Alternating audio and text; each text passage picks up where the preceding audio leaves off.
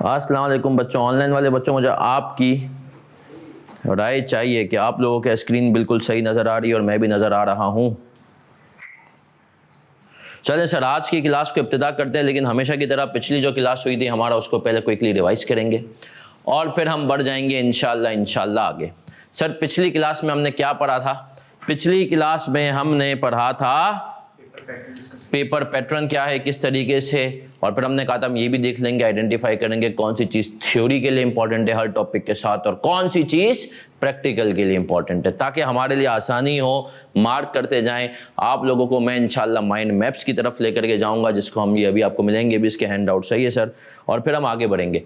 तो सर, फिर हमने कल की क्लास में पढ़ लिया था कि हमारे पास 3 तरह के बिजनेस होते हैं, सोल प्रोप्राइटरशिप, पार्टनरशिप और कंपनी। अब सर, हमने कहा था sole proprietorship one man show होता है, लेकिन उसमें सबसे बड़ा नुकसान क्या होता है? पार्टनरशिप में लोग तो ज्यादा होते हैं लेकिन अनलिमिटेड लाइबिलिटी होती है और फिर आपस में लड़ाई के भी खतरे होते हैं। हमने फिर पढ़ा सर कंपनीज एक्ट अप्लाई किस पे होता है? सिर्फ और सिर्फ कंपनीज के ऊपर ये अप्लाई हो रहा होता है, सही है सर, सिर्फ और सिर्फ ये कंपनीज के ऊपर अप्लाई हो रहा होता है, कंपनीज के अलावा ये किसी के ऊपर अप्लाई नहीं होगा, सही है सर। कितने लोग हैं हम लोग? एक मंगवा लेते हैं, एक और हैंड आउट।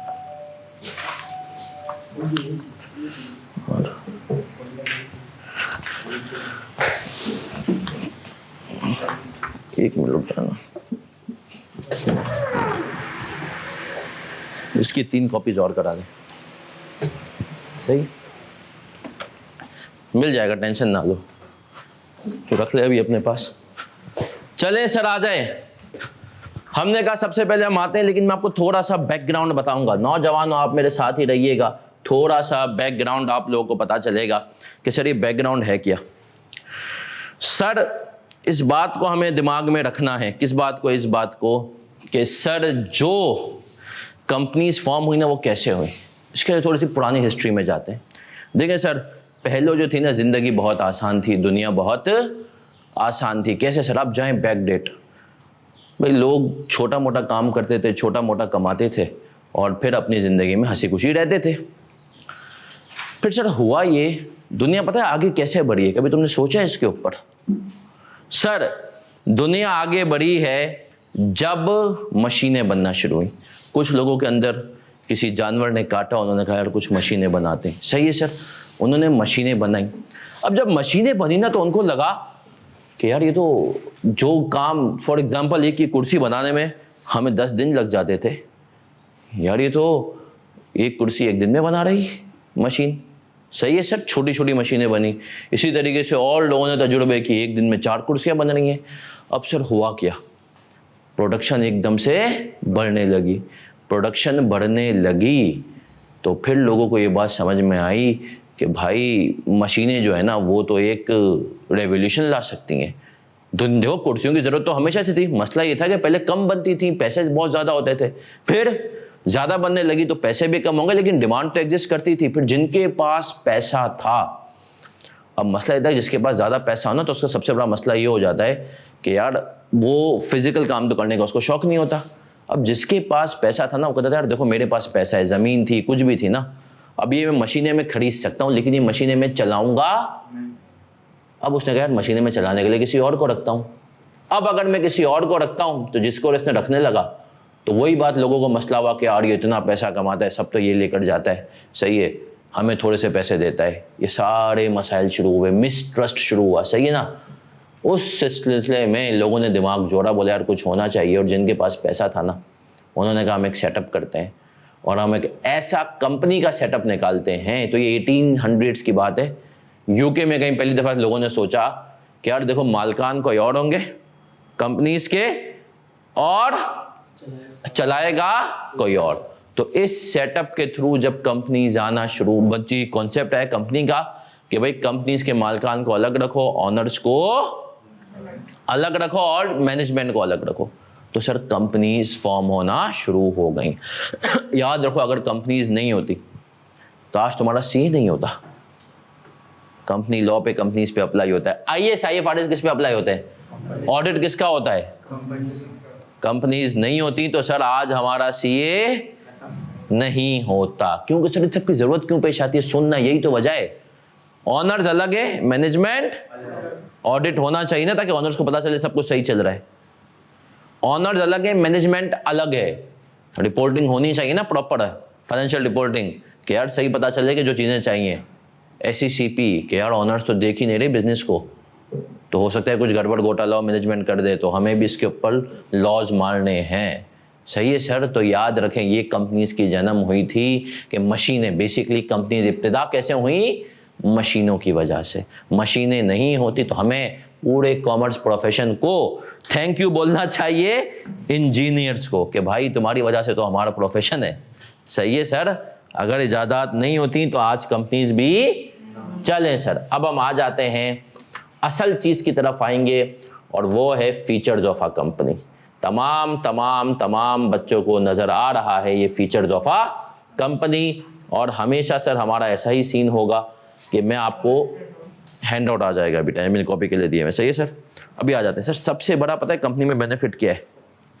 सबसे बड़ा बेनिफिट अगर आप देखें ये, अच्छा इस टॉपिक को याद रख लो, थ्योरी के लिए इंपॉर्टेंट है। किसके लिए इंपॉर्टेंट है? थ्योरी के लिए। इसके ऊपर केस स्टडीज शाज़ और नादिर बन जाए, वरना एक सिंपल सा सवाल आता है कि हमें बता दो फीचर्स ऑफ अ कंपनी क्या है। सही है सर। ऑनलाइन वाला आपको भी हैंड आउट ग्रुप में आ गया होगा, नहीं है तो मुझे बताया, अभी तो आप इसमें से देखें सर। सबसे बड़ा सेपरेट लीगल स्टेटस, क्या मतलब सर? अब मैं आपको जरा इसके ऊपर गहराई में बात करूंगा। सबकी तवज्जो इधर आ। सेपरेट लीगल स्टेटस का मतलब ये होता है कि अब्दुल्ला जो है, अब्दुल्ला अलग है, इसकी कंपनी अलग है। अब्दुल्ला लिमिटेड एक कंपनी इसने बनाई, उसने लोगों के साथ फ्रॉड कर दिया। अच्छा, ये बाहर बैठा हुआ था, इसने जो लोग रखे हुए थे उन्होंने, मैनेजमेंट के लोगों ने, फॉर एग्जांपल अब्दुल्ला ने एक कंपनी बनाई, हमने कहा इधर आते हैं, हमने कहा अब्दुल्ला को हम आए एक फ्रॉडिया बनाए। सही है, अब्दुल्ला है, और हमने कहा सर अब्दुल्ला की कंपनी है, सब बच्चे इधर देखेंगे, अब्दुल्ला लिमिटेड। अब्दुल्ला ने भाई कंपनी बना दी, और अब्दुल्ला ने कंपनी बनाने के बाद क्या कर दिया? लोगों को चूना लगाया अब्दुल्ला लिमिटेड ने और उसके डायरेक्टर्स वगैरह। अब्दुल्ला खामोशी से बेचारा बैठा हुआ था। अब वो लोगों के पैसे खा गए अब्दुल्ला लिमिटेड। लोग आ गए अब्दुल्ला को पकड़ने, तू शेयर होल्डर है, तू पैसे लगा। अब्दुल्ला ने कहा देख भाई, मैंने जो 1 मिलियन लगाए थे ना कंपनी में, मेरे वो डूबे तो डूबे। अब अगर मेरे डायरेक्टर्स ने तुझसे 50 मिलियन का लोन ले लिया और वो डिफ़ॉल्ट हो गए, तो मैं 1 मिलियन जो मैंने लगा दिए, उसके अलावा तुम मुझे पकड़, तुम्हारे जितने भी कॉन्ट्रैक्ट थे वो किससे थे? अब्दुल्ला लिमिटेड से, अब्दुल्ला से नहीं थे। अब आओ एक सच्ची कहानी सुना दो इसके ऊपर यहीं पे, ये प्रैक्टिकल कहानी सर। आए सर, एक प्रैक्टिकल कहानी सुना रहा हूं मेरे प्यारे प्यारे बच्चों, आप प्यारे प्यारे बच्चों को, अब सुनिएगा सर। प्रैक्टिकल कहानी ये है कि मैं, एक कंपनी थी, उसमें सबसे पहले तो देखें एक खातून थी, उसको मोहब्बत हो गई एक लड़के से। अब जब उसको मोहब्बत हुई तो आपको पता है प्यार तो अंधा होता है, और फिर थे भी बिल्कुल जिसको कहते हैं ना कि बर्गर फैमिली। अम्मा अब्बा ने अप्रिशिएट भी किया है, सही है कि भाई सही है आपको है, तो अब जाहिर सी बात है ज़िंदगी गुजारनी, तो मोहब्बत शादी तो हो गई। हालांकि अम्मा अब्बा को लड़का पसंद नहीं था, क्योंकि अम्मा अब्बा को लगता था कि लड़का नाकारा है। अब लड़का वाकई में नाकारा था, काम धंधा उसको कुछ था ही नहीं, आता ही नहीं था। खैर शादी हो गई। अब लड़की का बाप परेशान, जाहिर सी बात है बाप बेटी के लिए परेशान। उसने जो कहा यार हम एक कंपनी बना देते हैं तुम्हें, सही है, लड़के को कहा, और उस कंपनी को बाप खुद जो था ना, वो खुद था पायलट। सही है, खुद पायलट था जहाज में। तो उसने भाई बोला मैं बस पैसा तो माशाल्लाह बहुत है। अपने दामाद को कहा कि यार देख मेरी, अच्छा उनकी बेटियां थी, बेटे कोई थे नहीं, 4 बेटे, तो यार मैं तुझे कंपनी बना देता हूँ। बड़ी बेटी के साथ ये केस हुआ, उनको कंपनी बना के दे दी दामाद को। थोड़े टाइम तक कंपनी सही, और दामाद की एक सैलरी भी रख दी, सही है। थोड़े टाइम तक कंपनी बिल्कुल सही चलती रही। कुछ टाइम बाद ससुर को लगा कि यार दामाद की जितनी सैलरी है ना, उससे ज़्यादा तो ये अय्याशियाँ करता है। फॉर एग्जाम्पल की सैलरी 2 लाख है, तो ये अय्याशियाँ ज़्यादा कर रहा है, घूमने फिरने सब जा रहा है यार। फिर जो है कुछ टाइम के बाद मतलब ससुर ने बोला बेटा ये क्या सीन है, मुझे समझ में नहीं आ रहा, तुम्हारी इतनी अय्याशी है। बोला तुम, बोला नहीं नहीं मैं थोड़ा मोटा छोटा मोटा काम अपना और भी करता हूँ, तो मुझे उसकी वजह से। ससुर खुश हुआ, चलो यार बच्चा लड़का कुछ काम तो कर रहा है। थोड़े टाइम बाद और देखा तो यार उसके पास तो गाड़ियाँ चेंज हो रही हैं, एक के बाद एक गाड़ी आ रही है ये वो। ससुर ने कहा भाई कि यार ये कुछ तो गड़बड़ तो कर रहा है। तो उसने कहा नहीं नहीं आपको मुझ पर शक है, ये वो है, तो मैं कंपनी छोड़ देता हूँ, मैं छोड़ के चला जाऊँगा। सही है, उसने कंपनी में रिज़ाइन दे दिया। अब सबसे पहला मसला आया बेटी के लिए। किसके लिए सर मसला आया सबसे पहला? सर क्या मसला होगा बेटी का, बताएं जी। सबसे पहला मसला बेटी को क्या होगा? नहीं कि बाप के साथ जाए, बाप अब भाई लड़के दामाद ने कह दिया मैं तो पाकिस्तान छोड़ के जा रहा हूँ, अब वो बाप के साथ रहे या शौहर के साथ। तो आप बताएं बेटी ने किसको चूज किया? शौहर को। बेटी ने कहा यार अब्बू अब सही है, ये जा रहे तो मुझे इनके साथ तो जाना है। अब्बा ने कह दिया बेटा इसके बाद हमारे ताल्लुकात ख़त्म। बेटी ने कहा ठीक है अब्बू, सही है। और लड़की उसका शौहर चले गए बाहर। अब ससुर को हुआ शक कि यार कुछ गड़बड़ है। ससुर ने ऑडिट करवाया, जिस कंपनी में उसने दामाद को खोल कर दी थी उसको चीफ एग्जीक्यूटिव लगाया था, उसका ऑडिट करवाया। पता चला दामाद ने बहुत सारे गबन कर दिए थे। उनमें से एक गबन तो था सेल एंड लीज बैक, वो हम इंशाल्लाह कहीं ना कहीं FAR 2 में पढ़ेंगे। सेल एंड लीज बैक क्या था सर? उसने कंपनी के एक कॉन्सेप्ट होता है अकाउंटिंग में भी, और वैसे दुनिया बैंक्स भी करती हैं। ये मेरे पास मशीन है ना, ये फॉर एग्जांपल मेरे पास लैपटॉप है, ये कुर्सियाँ हैं, मैंने मेरी ऑनरशिप में अभी मैंने बैंक को बेची और बैंक से ही वापस ये लीज पर ले ली। इससे मुझे फ़ायदा क्या होगा? फॉर एग्जांपल अगर ये मशीन तो लैपटॉप 1 लाख रुपए का, सपोज कर मुझे कैश चाहिए और मुझे लैपटॉप भी यूज़ करना है। बैंक को मैंने कहा बैंक ये लैपटॉप तुम मुझसे खरीद लो और मुझे कैश दे दो 1 लाख, लेकिन फिर यही लैपटॉप तुम मुझे बेच दो लीज के ऊपर। किस पे बेच दो? लीज पर। ये दे दे जिनके पास नहीं है। यही लैपटॉप मुझे किस पर बेच दो? लीज पे। अब इससे देखो कंपनी को क्या फायदा हुआ, कंपनी को कैश मिल गया और वही चीज इस्तेमाल में भी है। फर्क क्या है? इसको उधर दे दे। कितने करवाएं कॉपी? भिजवा रहे, सही है। अच्छा बोला बाकी जो है उसने कहा कैश मिल गया और वही चीज लीज पर आ गई। एसेट भी वहीं का वही है। बैंक का फायदा क्या है? बैंक को सूद मिल रहा है ना सर। दामाद ने एक तो कंपनी के सारे एसेट्स बेचे, कैश आया, एसेट तो वहीं पे रहे, अब कंपनी के नाम पे लाइबिलिटी आ गई। दामाद ने वो कैश अपने पास ट्रांसफर किया, सही है। अब दूसरी बात सुनिएगा, बड़ी इंपॉर्टेंट। दामाद ने लोन भी ले लिए थे, उनका कैश भी खुद ही लिया और पाकिस्तान से बाहर ट्रांसफर किया, और वो भी पाकिस्तान से बाहर। अब ससुर यहाँ पे फंस गया बेचारा। कंपनी जब उसके पास आई, एक तो बैंक की लाइबिलिटी, इधर उधर की लाइबिलिटी, लेकिन ससुर भी स्मार्ट था, उसने कंपनी बनाई हुई थी। तो ससुर ने कहा देखो भाई मेरा दामाद चीफ एग्जीक्यूटिव था, इसमें मेजर शेयर होल्डर मैं था, लेकिन मेरी कोई पर्सनल लाइबिलिटी नहीं है। जो भी लोगों ने लोन दिया है वो किसके नाम पे दिया है? कंपनी के नाम पे। ससुर ने कहा जो मैंने कंपनी में अपने इन्वेस्टमेंट की हुई थी वो ज़ाया हुई, लेकिन जो मेरे दूसरे हैं, जहाज हैं, ये हैं वो, उनके ऊपर एक आंच नहीं आएगी। क्यों सर? Separate legal. समझ में आया? अब मैं आपको बताऊँ ये कहानी किसकी थी। FBR नहीं पकड़ा था इतने पैसे अकाउंट में तुम्हारे? लोन लिया, कंपनी बता देती है लोन लिया। समझ रहे हो? FBR को क्या मसला, बोला लोन लिया, इस पर इंटरेस्ट देंगे। अब सर आप बताइए कहानी किसकी थी। न्यूज़ एंकर एक हमारे पास होती हैं जो आजकल इमरान खान के अगेंस्ट बहुत है, सना बुच्चा। उसकी बहन की कहानी थी और उसके अब्बू के मतलब थे नियाज अहमद बुच्चा, उनकी कंपनी थी और ये ऑडिट फर्म ने इसको फिर फाइंड आउट किया। तो सर आप समझे सेपरेट लीगल स्टेटस का मतलब? कंपनी अलग और हमने कहा बंदा अलग, सही है सर। तो कॉन्ट्रैक्ट अपने नाम चाहो तो इसके आगे ना इस एग्जाम्पल लिख लिया करो, सही है सर। सना बुच्चा फैमिली कहानी, SB फैमिली, ताकि तुम्हें याद रहे कि भैया ये है। अब आते हैं sir contract with in its own name, own assets, liabilities for its. Contract भी अपने नाम पे होंगे, कंपनी के नाम पे एसेट भी होंगे और उसके लाइबिलिटीज भी होंगी। कंपनी की लाइबिलिटी शेयर होल्डर की लाइबिलिटी नहीं है, सही है सर।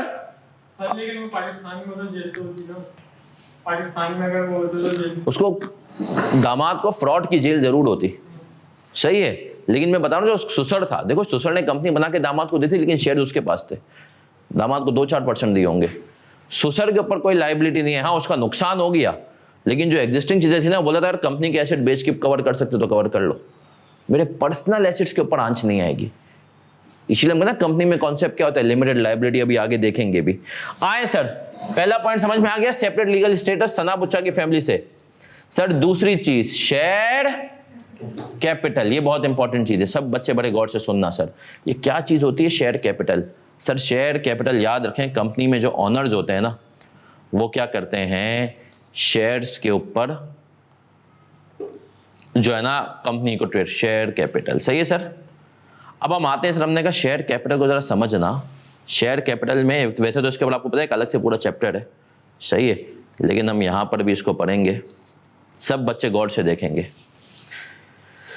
सर शेयर्स जो होते हैं ना, उनकी 3 वैल्यूज होती हैं। कितनी वैल्यूज होती हैं? एक होती है पार वैल्यू, ये आपने पढ़ा हुआ है। दूसरी होती है बुक वैल्यू, जिसको हम ब्रेकअप वैल्यू भी बुक वैल्यू को ही कहते हैं। तीसरी होती है मार्केट वैल्यू। सब बच्चे बड़े गौर से सुनना। सर पार वैल्यू जो कंपनी SECP के पास रजिस्टर कराती है कि हमारे शेयर की बेसिक प्राइस इतनी है, सही है सर। हम शेयर इशू कर लें 10 रुपए वाला, उसको हम क्या बोलते हैं, पार वैल्यू। अब मैं आपको एक और बात बताऊं, कंपनीज कोशिश करती हैं पार वैल्यू जितनी कम हो उतनी अच्छी है। जितनी आप स्टॉक एक्सचेंज में चले जाएं, आपको बड़ी से बड़ी कंपनी की पार वैल्यू 5 या 10 रुपए से ज्यादा की नहीं मिलेगी। वजह पता है क्यों? जब डिविडेंड देंगे तो ज्यादा लगेगा। डिविडेंड हमेशा मिलता है पार। फॉर एग्जांपल अगर मैंने 5 रुपए सपोर्ट को एक कंपनी है, उसकी पार वैल्यू 5 है। बुक वैल्यू क्या होती है? बैलेंस शीट के अंदर हम कहते हैं जो नेट एसेट्स होते हैं ना, एसेट्स माइनस लाइबिलिटीज, सही है, ये आपकी जो इक्विटी साइड होती है, divided by number of shares, क्या होगा? और मार्केट वैल्यू पता है क्या होती है? जो मार्केट प्राइस होती है। सही है सर। अब मेरी बात सुनना, एक बड़ी प्रैक्टिकल बात कर रहा हूं। यूनिलीवर पाकिस्तान फूड्स लिमिटेड, उसकी पार वैल्यू है 10 रुपए, हम अज्यूम करते हैं 5 रुपए। उसका शेयर पता है अभी कितने का चल रहा है? 8,000 रुपए का। वो 8,000 रुपए के ऊपर डिविडेंड देती है कितने का सर? 25 रुपए का। तो अगर आप वैसे निकालें 25 डिवाइडेड बाई 8,000, तो सर आप बोलेंगे तो 1% भी नहीं बनता भाई, 0.5 भी नहीं बनता। लेकिन वो जब डिविडेंड अनाउंस करती है कंपनी, तो कहती है हमने डिविडेंड दिया है 500%। क्यों सर? वो पार वैल्यू से कंप्यूट करती है। तो पार वैल्यू जितनी छोटी होती है उतनी अच्छी होती है। क्या मैं यहां तक क्लियर हूं सर? बुक वैल्यू किसी काम की नहीं होती आपके अकाउंटिंग में, मार्केट वैल्यू इंपॉर्टेंट है। अब आए सर शेयर्स के बारे में, ये बात आप लोगों ने इसको लिख भी लीजिएगा, मैं भी बताता हूं। इसने कहा शेयर में क्या होते हैं? राइट्स। और शेयर्स हमेशा क्या होते हैं? ट्रांसफरेबल। सही है सर। अब सुनिएगा, शेयर्स मैंने कल आपको एग्जांपल दी थी ना उसकी, लेंस कार्ड की। आजकल स्टार्टअप दुनिया में होता यही है कि शेयर्स जो हैं आपके वो ट्रांसफर हो जाते हैं। देखिए सर, आजकल मैंने आपको शुरू से बताया, जो इन्वेस्टर होता है ना, मैं हूं, आप हूं, किसी भी कंपनी में हम इन्वेस्ट करते हैं ना, तो हमारा होता है कि यार आप नॉर्मल इन्वेस्टर आज की दुनिया में वो कहता है यार एग्जिट लो। उसको ये नहीं होता है कंपनी प्रॉफिट में कमाए, हर कोई उम्मीद का धंधा करता है। सही है सर। अब सुनिएगा, मैंने एक कंपनी में इन्वेस्ट किया ना, उस टाइम पे मैंने कल बताया था कि उसकी सपोज करें वैल्यूएशन थी 10 करोड़, और 2 करोड़ रुपए में सपोज करें आपने उसके 20% शेयर ले लिए। अब आप ये उम्मीद नहीं लगाएंगे कि कंपनी प्रॉफिट में से डिविडेंड बांटे, सब कुछ आपको 2 करोड़ रुपए मिले ना, ऐसा नहीं होता। आपकी उम्मीद होगी कि यार कंपनी की जो टोटल वैल्यू 10 करोड़ है ना, ये 10 करोड़ की वैल्यू बेसिकली बनती कितने, कैसे? मैंने आपको कल बताया था मार्केट वैल्यूएशन कैसे होती है। सही है, रेवेन्यू को मल्टीप्लाई कर देते हैं। आपकी कोशिश होगी कि कंपनी की टोटल वर्थ हो जाए 20 करोड़, अब वो चाहे 1 साल में हो 2 साल में हो, तो आपके 20% शेयर की वैल्यू कितनी हो जाएगी? 4 करोड़।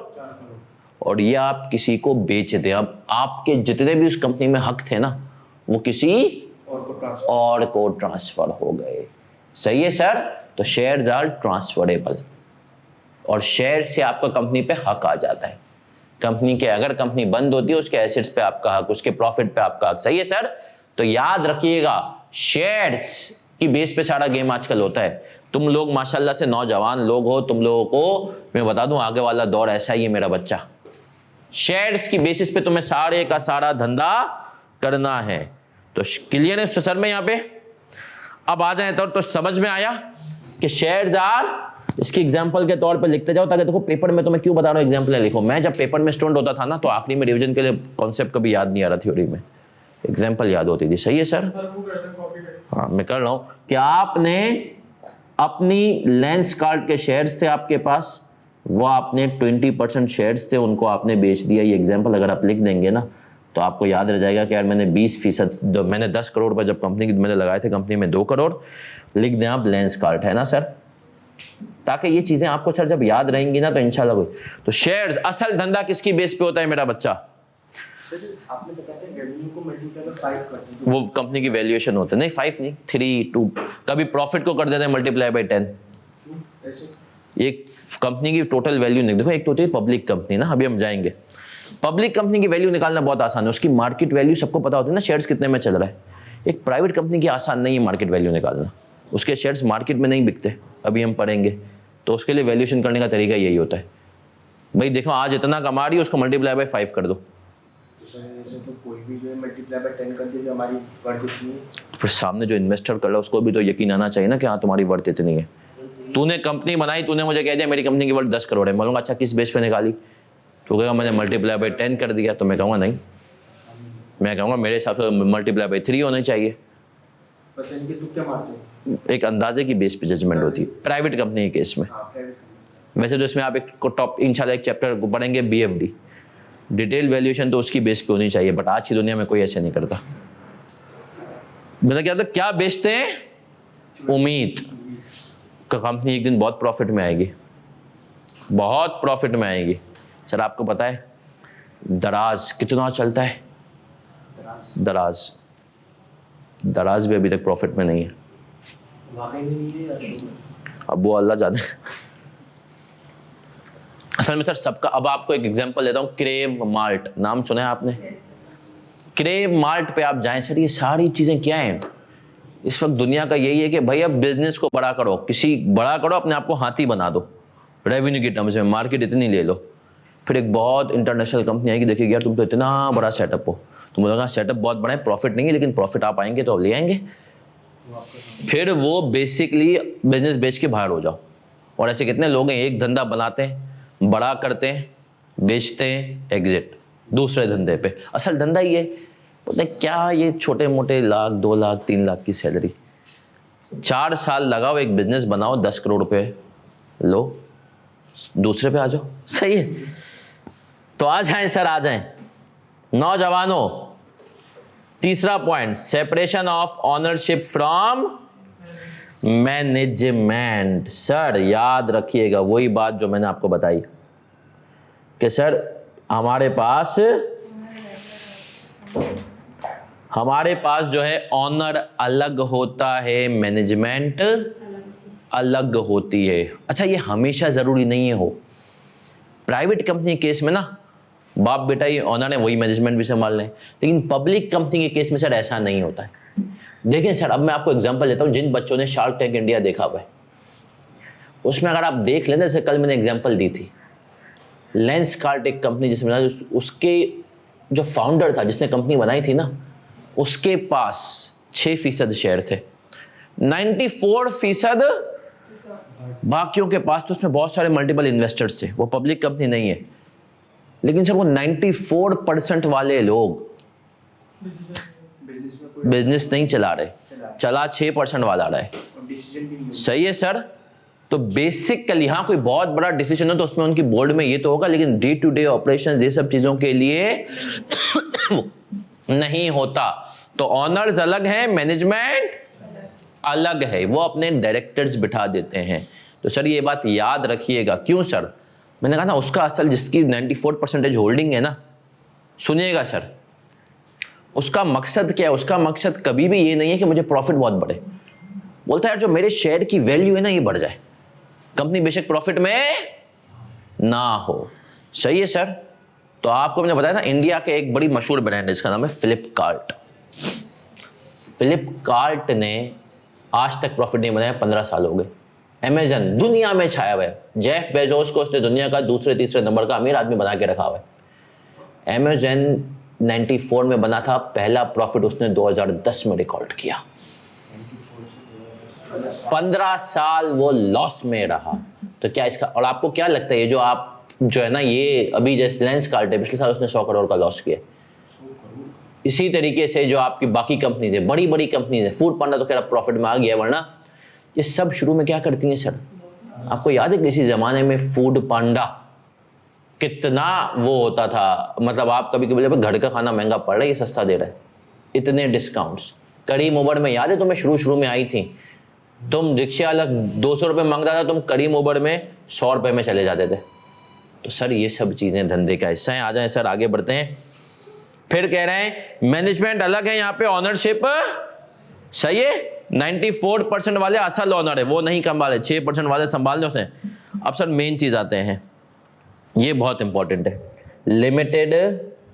अगर सर ये फीचर नहीं होता ना, किसी का बाप कभी कंपनी नहीं बनाता। कंपनी के अंदर सबसे बड़ा बेनिफिट क्या है? Limited liability. क्या मतलब सर? मैं अगर एक शेयर होल्डर हूं तो मेरी लाइबिलिटी लिमिटेड। अब लिमिटेड लाइबिलिटी में तुम जानो तो दो चीजें, limited by shares, limited by guarantee, limited by. अब इसको जरा समझते हैं सर, सबकी तवज्जो इधर, अभी कॉपी कोई नहीं करेगा, हम यहां पर आ भी जाते हैं। टाइप्स ऑफ कंपनीज में भी डेफिनेशंस पे अगर आए हमें कह देना क्या आप बताएं कंपनीज लाइबिलिटी के हिसाब से कितनी तरह की होती हैं? तो हमने कहा 2 तरह की। एक होती है लिमिटेड बाई, अब सब बच्चे जरा इसको देखना, इसके ऊपर मैं कुछ काम बताऊंगा। Liability of members limited up to unpaid number of shares. सब बच्चे इधर देखेंगे, हमने कहा हम बात करेंगे मिस्टर ए की। किसकी? उनके पास बशीर लिमिटेड के 10,000 शेयर्स थे, सही है सर? कितने शेयर्स थे? 10,000। और एक शेयर था जब कंपनी बन रही थी 10 रुपए का, सही है? तो मिस्टर ए का टोटल कंपनी में कितना पैसा लगा हुआ है? 1 लाख। 1 लाख। अब मिस्टर ए ने 1 लाख लगाया, बशीर लिमिटेड आई और उसने स्कैम कर दिया, लोगों के अरबों लेकर चले गए। गरीब आदमी होता है ना बेचारा, उसको थोड़ी सी लालच होती है कि यार आप सर लाख रुपए लगाएं, आपको महीने का 20,000 प्रॉफिट आएगा। उस बेचारे का दिमाग नहीं चलता इस बात के ऊपर कि यार ये कैसे हो जाएगा कि लाख के ऊपर 20,000। सही है सर? कोई धंधा ऐसा दे ही नहीं सकता भाई लाख रुपए लगाओ, साल के अंदर 2,40,000 का रिटर्न। उन्होंने सारे पैसे लगाए, सब आवाम गरीबों से पैसे पकड़े लोन के तौर पे कि यार आप हमें पैसे दें, हम आपको ना इसके ऊपर महीने का 20,000 देंगे। 2 महीने दिया, 20,000 रुपये, 40,000 रुपये। तीसरे महीने कंपनी ने कहा हम तो 1 रुपया नहीं दे सकते, हम तो डूब गए, कुछ भी मसला हुआ। अब लोगों ने ऐसे उस कंपनी ने, सपोज बशीर लिमिटेड ने लोगों से 10 करोड़ रुपए ले लिए। कितने ले लिए? 10 करोड़। अब बशीर लिमिटेड ने कह दिया कि भाई हम तो पैसे नहीं दे सकते। उसकी जो मैनेजमेंट थी वो फ्रॉड करके भाग गई, बाकी शेयर होल्डर थे वो भी कट लिए, सही है सारे। मिस्टर ए बच गया अकेले। लोग आए मिस्टर ए के दरवाजे, बोला सर पैसे। मिस्टर ए ने कहा नहीं। लोगों ने केस किया, अदालत में गए, जज साहब ने कहा क्या क्या मिस्टर ए आपकी बशीर लिमिटेड है? मिस्टर ए ने कहा सर देखें लॉ के हिसाब से बशीर लिमिटेड बाई शेयर्स थी, मेरी लाइबिलिटी जो थी ना वो थी up to unpaid amount of shares, वो अमाउंट जो कि क्या हो? अनपेड हो। सर मैंने तो सारा अमाउंट पे कर दिया है, मैंने तो एक शेयर 10 रुपए का था और पाकिस्तान में अब अनपेड वाला सीन ही नहीं है। दुनिया भर में होता है कि आज आपकी कंपनी के शेयर 10 रुपए तो आप 10 रुपए ना दें, आप कितने रुपए दें? 8 रुपए। पाकिस्तान में 10 के 10 अभी देने। तो बशीर भाई जो है ना अदालत से बिल्कुल चौड़े में निकलेंगे। बशीर भाई कहेंगे कि भाई मेरे ऊपर 1 रुपए की भी लाइबिलिटी नहीं, क्योंकि मेरे लाख रुपए थे, अब लोगों को 10 करोड़ थे वो डूबे। तो बशीर भाई बोलेंगे बेशक मैं अकेला शेयर होल्डर ले गया, लेकिन अगर पैसे डूबे तो डूबे, मेरे ऊपर 1 रुपए की लाइबिलिटी। अब सर आए दूसरा केस लेते हैं। ये तो हमने कह दिया फुली पेड शेयर्स। कौन से शेयर्स? Fully paid. अब आते हैं सर, एक होते हैं पार्शली पेड। याद रखिएगा पाकिस्तान में मेरा बच्चा पार्शली पेड शेयर्स नहीं है। क्या मतलब सर पाकिस्तान में पार्शली पेड शेयर्स नहीं है? पाकिस्तान के अंदर नहीं होते हैं पूरे 10 रुपए, लेकिन दुनिया भर में यूके में होते हैं। फॉर एग्जांपल बशीर भाई ने जब कंपनी बनी थी ना, उसकी शेयर की वैल्यू तो 10 रुपए थी। बशीर भाई ने उस टाइम पे एक शेयर के बदले में कितने रुपए दिए थे? 8 रुपए। तो बशीर भाई ने 80,000 रुपए पे किए थे, ऐसा ही है। मुझे बताओ बशीर भाई के कितने पैसे रहते थे? 20,000 रहते थे, 20,000। अब कंपनी यही वाला केस है, 10 करोड़ का फ्रॉड हुआ। 10 करोड़ वाले लोग आगे के हमें पैसे दो। अदालत ने बुलाया बशीर उसको, मिस्टर ए को, कि बशीर लिमिटेड में। मिस्टर ए ने कहा देखें जज साहब, मैंने 80,000 रुपये दे दिए थे, मेरे बनते थे लाख रुपए, सही है, मैंने 80,000 रुपये पे कर दिए, तो अब मेरे कितने बनते हैं? तो सिंपल से आएंगे 20,000 रुपये के 10,000 वाली नोट लेके जज साहब को बोलेंगे 10 करोड़ वालों में बांट दे। इसके अलावा मेरे ऊपर 1 रुपए की लाइबिलिटी। अब सर आप देख रहे हैं कितना बड़ा बेनिफिट है। और फिर वहीं पे सब 10 करोड़ रुपए वाले जो है बेचारे, उनको बशीर भाई ने शेयर दिए। और उसके बाद बशीर भाई क्या कर रहे हैं? बशीर भाई बाहर निकले, अपनी फॉर्च्यूनर खोली, उनको हाथ हिलाया, चले गए। अब जिसके साथ फ्रॉड हो ना, उसको तकलीफ तो बहुत होगी, लेकिन लीगली वो कुछ क्यों नहीं कर सकता? क्योंकि वो लायबिलिटी क्या थी सर? क्लियर है सर? तो याद रखना ये सबसे बड़ा बेनिफिट है। तो ये जो उसने कहा है ना कि अप टू अनपेड, अनपेड का मतलब ये है कि जो अमाउंट आपका रहता था पे करना। और पाकिस्तान के अंदर अनपेड वाला सीन ही नहीं है। सर एक वो भी तो होता था अनकॉल्ड वाला। हाँ, जैसे अब मैं आ रहा हूँ उस पर। नहीं, वो अनपेड अनकॉल्ड एक ही चीज़ है इस शेयर्स के केस में, सही है सर? अब हाँ, अब आते हैं सर, एक आती है लिमिटेड बाई गारंटी। ये बहुत इंपॉर्टेंट कॉन्सेप्ट है, इसको जरा सबने गौर से सुनना है। Liability of members limited up to amount agreed to contribute on winding up. अब बड़े गौर से सुनना, ये एक कॉन्सेप्ट पाकिस्तान में नहीं दुनिया भर में। इस कंपनी का जो है ना शेयर कैपिटल यूजुअली नहीं होता। इसका हो भी सकता है ना, तो अपने आप को लिमिटेड बाय शेयर्स नहीं रखते। क्या कहते हैं? Limited by. अब जरा सुनना, बड़े गौर से सुनना, मैं बड़ी प्रैक्टिकल एग्जांपल कर रहा हूँ, कॉपी कोई बच्चा नहीं करेगा। सर हमने का एक कंपनी है, हम नाम ले लेते हैं पिफ़्फ़ा। आपको पता है पिफ़्फ़ा, पता नहीं पिफ़्फ़ा वालों को किसने मशवरा दिया, ये बेचारे लिमिटेड बाय गारंटी के तौर पर रजिस्टर्ड हो गए। गारंटी। अब लिमिटेड बाय गारंटी में क्या होता है? सपोज करो तुम लोग 8 लोग बैठे हुए हो, ऑनलाइन में जो 5-6 लोग बैठे हुए, सही। हमने कहा ये सारे के सारे लोग एक कंपनी के अंदर वो हो मेंबर्स हो, शेयर मेंबर्स कहेंगे, सही। शेयर होल्डर्स तो है, शेयर मेंबर्स हमने कह दिया, सही है। तुम लोगों ने आज 1 रुपया भी नहीं लगाया कंपनी में, सही है। आप लोगों ने किसी से लोन लेके कंपनी शुरू की थी, प्रॉफिटेबल है, लेकिन आप लोगों ने ना लिमिटेड बाय गारंटी में एक अमाउंट का वादा कर रखा हुआ है कि in the event of winding up, जब कंपनी बंद हो रही होगी, जब कंपनी के पास कोई मसला होगा, जिससे कोई फ्रॉड हो गया, हम में से हर बंदा 1 लाख रुपए 100,000 रुपीज गारंटी करता है कि वो देगा, सही है सर। 8 लोग, तो आपने कहा हर बंदा कितने का लायबल है? 1 लाख। अब कोई शेयर्स नहीं है, लेकिन एक गारंटी, उसके ऊपर एग्रीमेंट के ऊपर साइन होता है कि भाई हम में से हर बंदा इसके बंद होने की सूरत में 1 लाख रुपए दे रहा होगा, सही है सर। तो ये कंपनी क्या होती है? Limited by guarantee. Limited by guarantee, ये गारंटी लिमिटेड कंपनी। लेकिन सर यहाँ पर है ना एक बड़ी अच्छी बात है, सब बच्चे ऑनलाइन वाले भी इसको जरा गौर से देखें। ये जो आखिरी बात है ना, while he was a member और within 1 year after world, इसके ऊपर देखो, थोड़ा सोचो, कोई एग्जांपल बनाओ, क्या चीज होती है?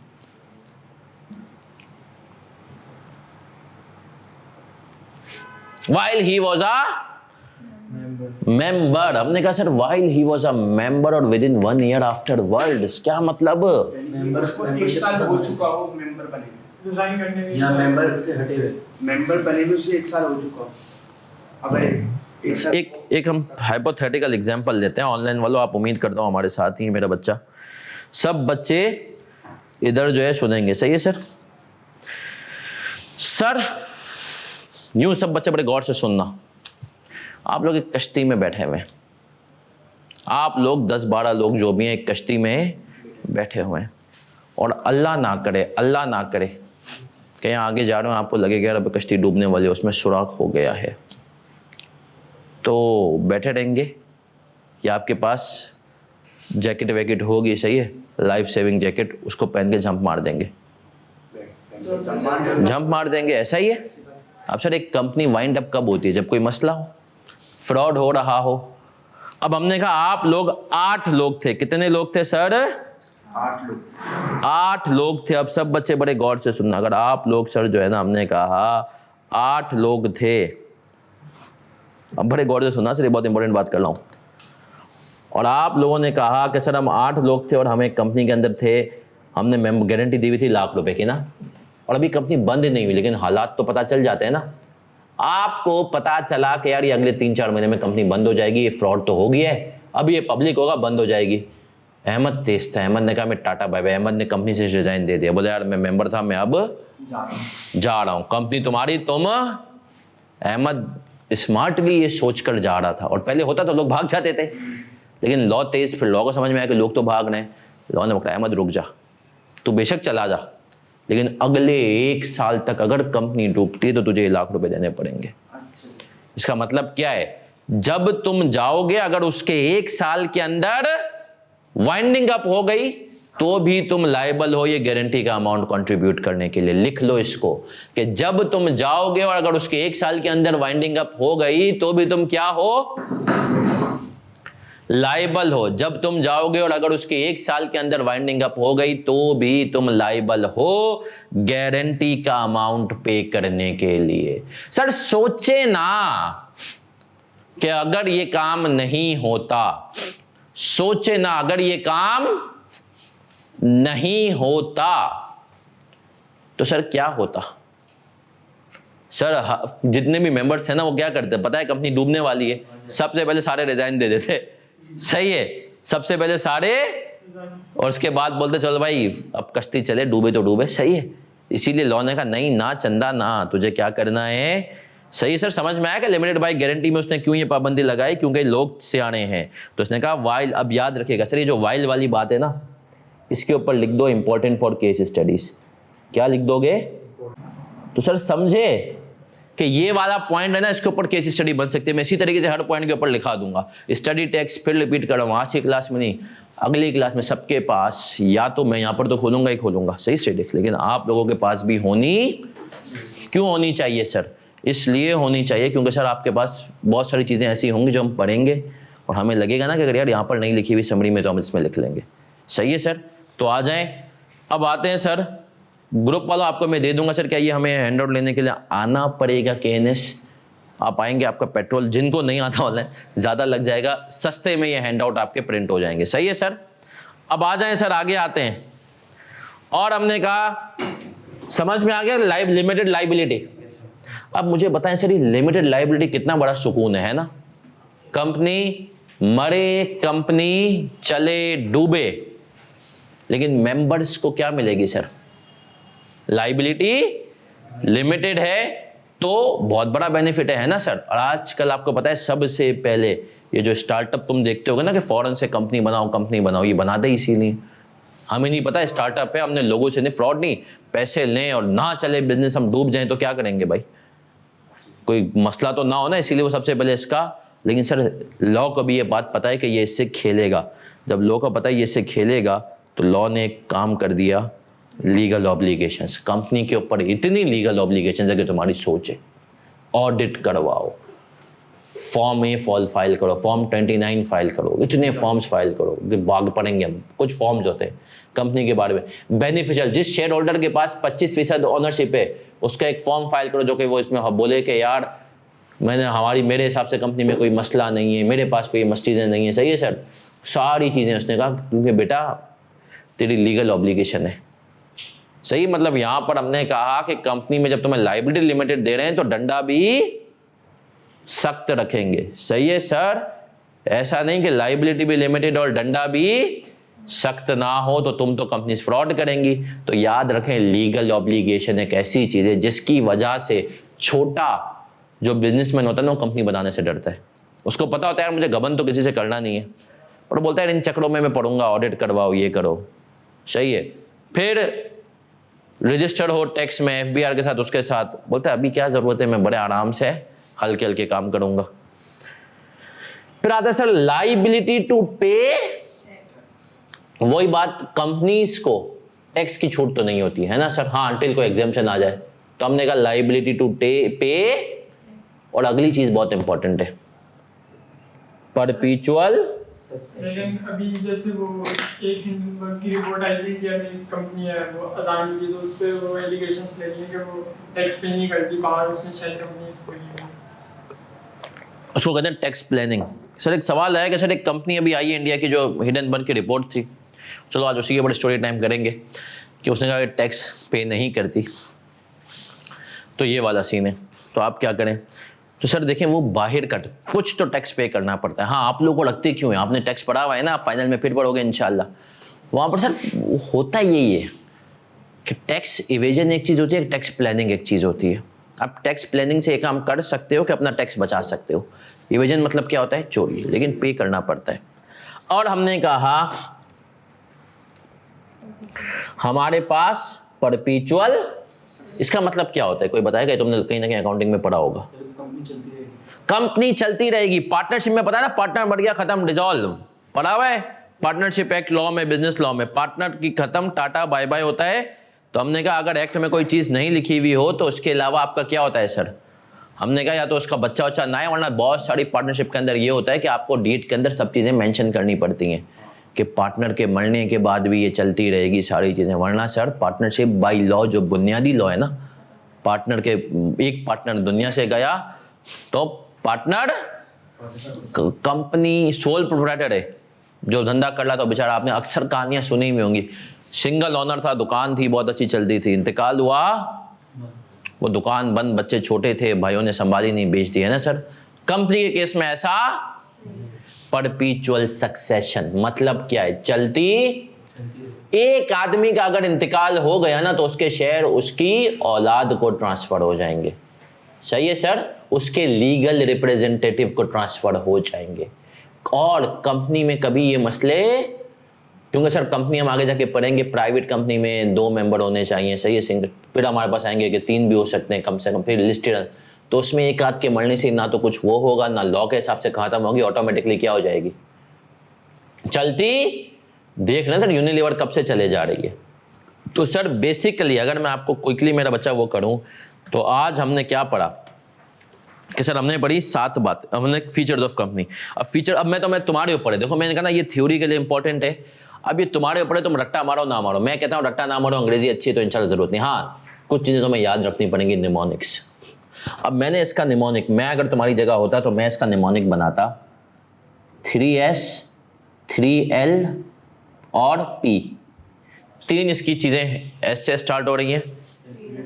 हमने कहा sir separate legal status, share capital, separation of ownership, सही है sir, limited liability, legal obligation, liability to pay tax, perpetual.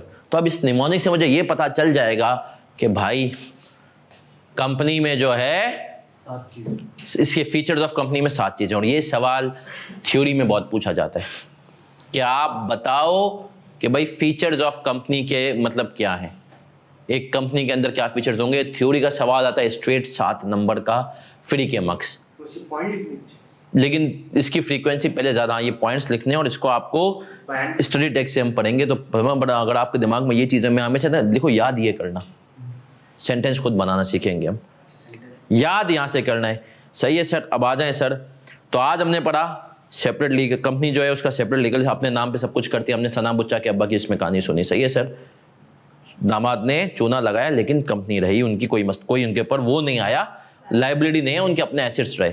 Share capital होता है, लेंस कार्ड शेयर ट्रांसफर कर दिया, आपने बेचा, कमा लिया, टाटा बाय बाय।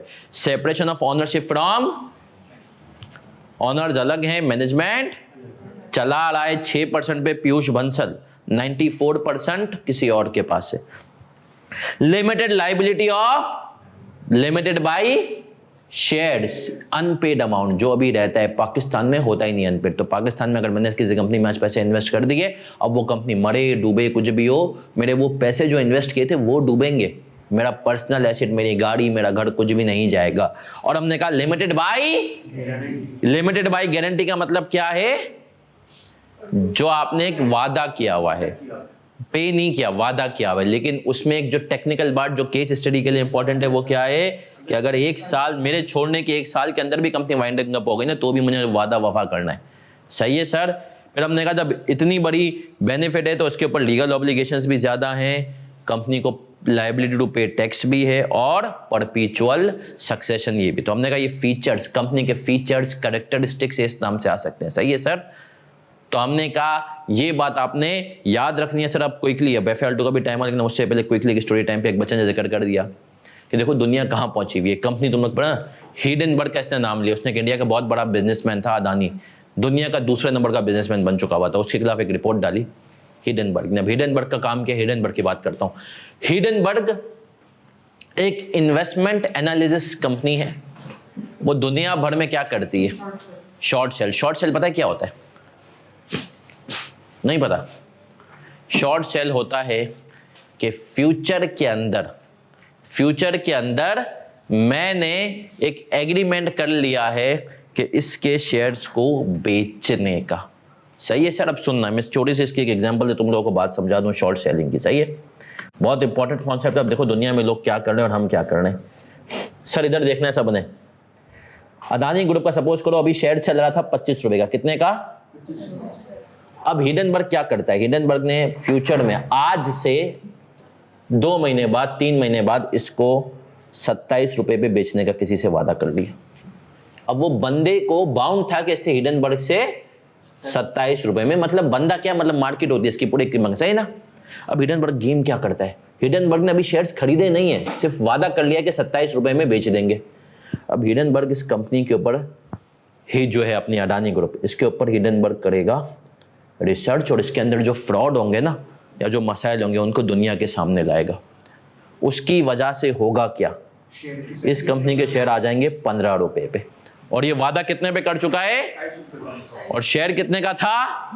25 उस टाइम पे था। इसने 25 वाले टाइम पे वादा किया बेचने का और उसको रिसर्च से कितने पे ले आ गया उसके शेयर को, मतलब उसके न्यूज फैला के 15 पे।